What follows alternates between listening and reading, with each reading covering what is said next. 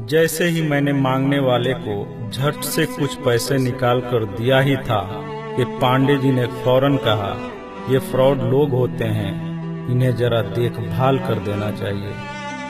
ये लोग हमारी अच्छाई का फायदा उठाते हैं और हमें ठगते हैं। पांडे जी की बातों को सुनकर मैंने कहा, आपने बिल्कुल सही फरमाया। पहले मैं भी ऐसा ही करता था, लेकिन एक वाक़ये ने मेरी दुनिया ही पलट कर रख दिया। रोज की तरह मैं घर से ऑफिस के लिए जा रहा था कि रास्ते में एक शख्स फुटपाथ के किनारे अपना बीमार बच्चा लेटाए हुए उसे हॉस्पिटल ले जाने के लिए भगवान के नाम पर टैक्सी का किराया मांग रहा था।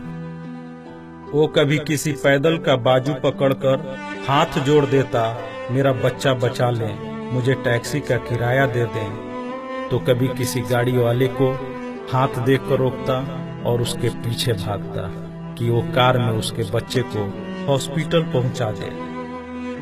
कोई रुकता तो कोई नहीं रुकता, जो भी रुकता वो भी उसे घूर कर देखता और आप वाली सोच सोच कर उसे डांटता, काम करके खाने की नसीहत करता और आगे निकल जाता। मैं जैसे ही अपनी कार पार कर रहा था कि उसकी नजर मुझ पर भी पड़ी और वो मेरे गाड़ी के सामने आकर खड़ा हो गया था और मेरे रुकते ही मेरे दरवाजे के शीशे पे जोर जोर से पीटने लगा। जैसे ही मैंने गिलास नीचे किया, उसने मेरा हाथ पकड़ लिया और कहने लगा, भाईजान, खुदा के लिए मेरे बच्चे की जिंदगी बचा लें, उसे सख्त बुखार है, आप नीचे उतरकर उसको देख तो लें तो आपको यकीन आ जाएगा, आप देंगे तो शायद किसी और को भी एतबार आ जाए। मगर मैं भी उसी की तरह सोच रहा था। मैंने भी उसे काम करके खाने की तस्कीन की और पिछले जुम्मा की सुनी हुई हदीस उसको भी सुना दी कि कमा कर खाने वाला अल्लाह का दोस्त होता है, और गिलास बंद करके आगे बढ़ गया, ये बड़बड़ाते हुए कि हरामखोर ये हमें बेवकूफ समझते हैं। 2-3 घंटे के बाद मैं वापस आया तो अब भी उसी जगह खड़ा मांग रहा था। बच्चे को अब वो सड़क के किनारे ले आया था और उसके चेहरे से कपड़ा भी उठा रखा था और वो दहाड़ मार मार कर रो रहा था। अब वो अपने बच्चे के कफन और दफन के लिए मांग रहा था। मैं गाड़ी रोककर नीचे उतरा और मैयत की तरफ देखा। फूल की तरह मासूम बच्चा जिंदगी का बाजी हार गया था। मेरे रोंगटे खड़े हो गए। मैंने जेब में जो कुछ भी था जेब से निकालकर बेगर देखे उसके तरफ फेंका। उससे पहले कि उसका बाप मुझे देखे, मैं उस तेजी से वहां से निकला मानो दुनिया की सारी बलाएं मेरे पीछे लग गई हों। मैं ऑफिस पहुंचा तो मेरा बुरा हाल था, ऐसा कि जैसे मुझे बुखार जकड़ने लगा हो। मेरा काम में मन नहीं लग रहा था। मैंने उस दिन की सारी मीटिंग को कैंसिल कर दिया। मैं भी उसी बच्चे की तरह एड़िया रगड़ रगड़ कर मरना चाहता था। 2-3 दिन के बाद बुखार को तो आराम आ गया, लेकिन मैं जहनी मरीज बन गया था। मुझे लगता था कि मेरी उसी सोच से वो बच्चा मर गया। कुछ दिन गुजरे, मैं ऑफिस में स्टाफ से बात कर रहा था।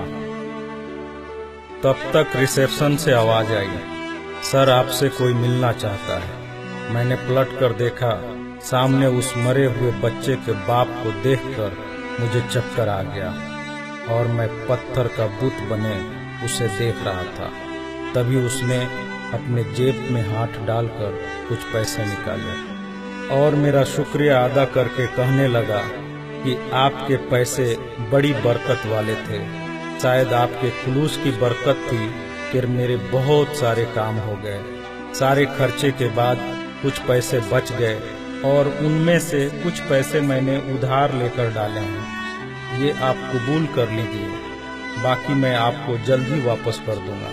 मैंने पैसे वापस लेने से सख्ती से इनकार कर दिया और मिन्नत करके उसे पैसे रखने को राजी कर लिया।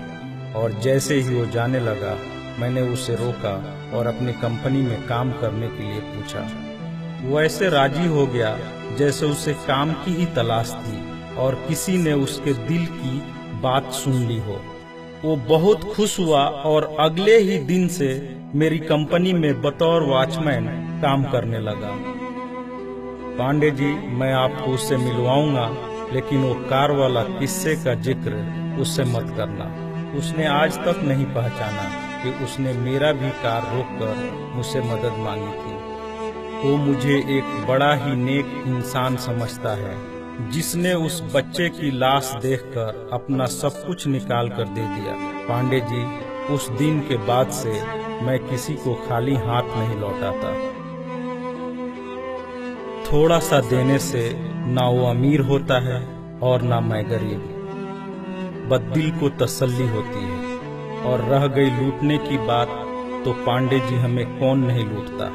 कपड़े वाला हमें लूटता है, दवाई वाला हमें लूटता है, सब्जी वाला हमें लूटता है, दूध वाला हमें लूटता है।